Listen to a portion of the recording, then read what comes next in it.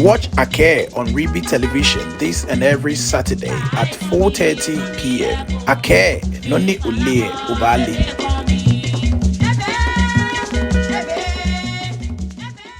Yo, Baby, woman, de manye. Don't me Jamache Odaitei inke Ake was a Teshie na meko. But I know call when maybe unwelo no she can Ake but me pe. Egbela me no she fucho. When I Teshie Odaitei. I feel ya Akashi never did Odaitei be here. I can't when I'm in shop at Tsawe. One no she, but one no she. When I'm a child, can I feel Banasa and feel and money. I'm a Kusue, no more. One body manye, yeah, blabo. I'm a body manye. Yeah, bravo. To hotel. Oh, for where to buy. Can't get Tsawe no more away. Yes, baby, Connie, one blamo. That's your Odaitei. Can Nungua Odaitei short than you are. You, Chemera don't. If you make a Teshie Odaitei, can Nungua Odaitei, Echo me, the Echo me SCD, Ajanungua, ni Nungua Odaitei. Na ababwade Teshie nijibe aba ochame fueji wo no chame fueji wo ni no mini numo ngasiba afa ochame ni tato lete eba ha numo ngasi sipon numo ko yo yenda kweno ke nya babwade be na me ani aga wulelo alo ablawai alo swallow so ke akabino ochame fueji no wo fa gbara wo mi jupa ochame Nungua wadi Nungua ochame waka ni boko eba bi ni afawo ochame keba ni le ba ton sipon afawo na me tuto fawo ake wala ka Nungua ayele ngwe sipon wo ma fakaje ni Odaitei we ni Odaitei we na yi mane mone fa keba abi manche fa no wo to na mone to manche Balu wa fa wale ye kan dangbe mi ye manche fa ni Odaitei wa kele ji Nungua fo chambe ko ba je bi dangbe manche ba fakaje aja fakaje search lo amanfa fakaje sansi afakaje sansi aja sansi bi amame yo manche aye manche e gogo Nungua ja manche obi pe yo manche no be kema nu ojo mo si be sansi bi je mele ha Teshie me sipon na kan ni Nungua manche le ha Teshie ma sipon obe efa Odaitei obi ni jo chame fu enu na ma yo Odaitei aso Kpele Nungua aso Tsawe si mo na ka aja Tsawe Teshie lo no wonu isan te aja le se yan lo se te o Tsawe le wo yen le bi Odaitei obi e wo ni nike ni wo gbeda o Tsawe wo yen le bi wo yen Tsawe ye Nungua wo yen Tsawe ye Teshie wo yen Tsawe ye anoho o ne se wo se ne unka se anoho bi e wo ya me no ya ta na bone yo le ne waka numo ve wo cheke ya wo mami awon le ono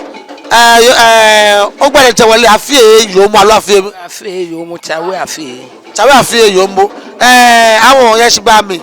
ngene kusu ni atu oni miniji ese namo ke ka dangbe ye ke si afi o se blason ka o ye si ami nukusu ye jo fi okusun e ko fi okusun se blani ka o ja won o fi okusun je wonu ahe no o ja ka se afie ni kala ekute ja no ino ho Tsawe so Kpele e ja ke ni o da walanti le ha Tsawe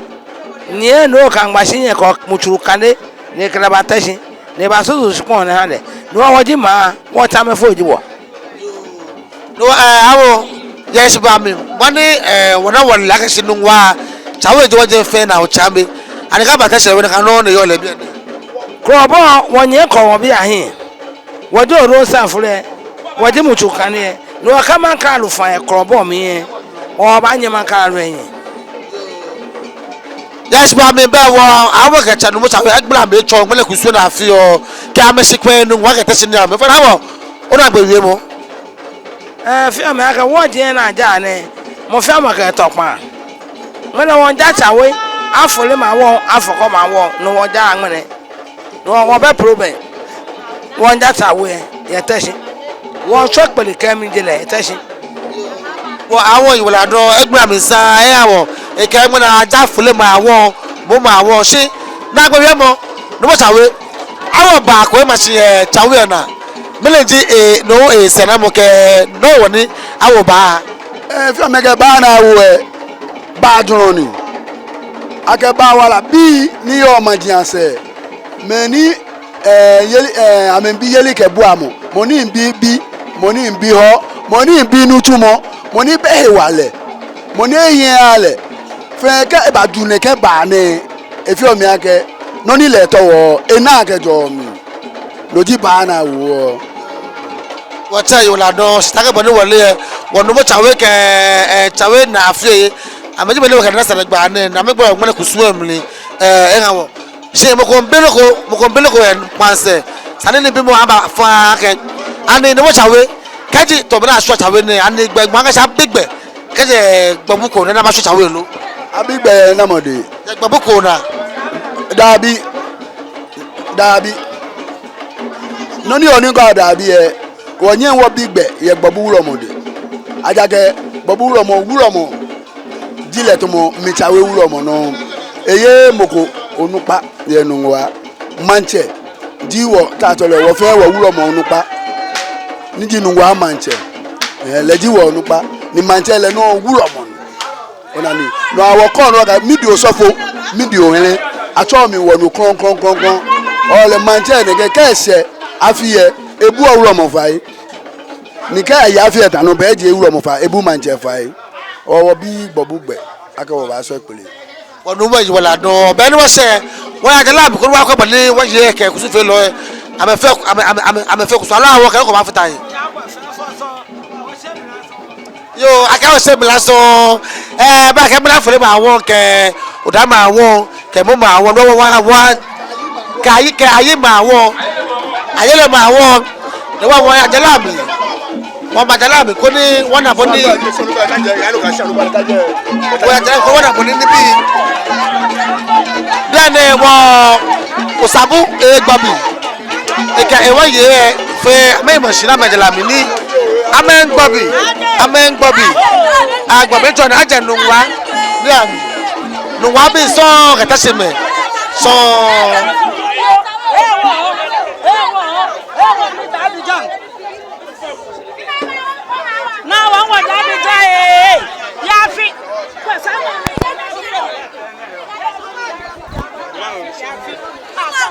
Beda Africa di Kpele shope eno du Norway ka aso Kpele Norway eno ho ke Teshie Tsawe lehun eso lehun eno obodo ni kusu no ni afi obe mele meta ne wala awo ba yin Tsawe yin ni ba na wo akai ba no fa ta wo ko se ba yin ka obi aba fe ni ehabo me no ni ala Teshie mo to ane no wo ke bo yin akai na no le no ko si akai ba fe habo to ado me nyam la wo fe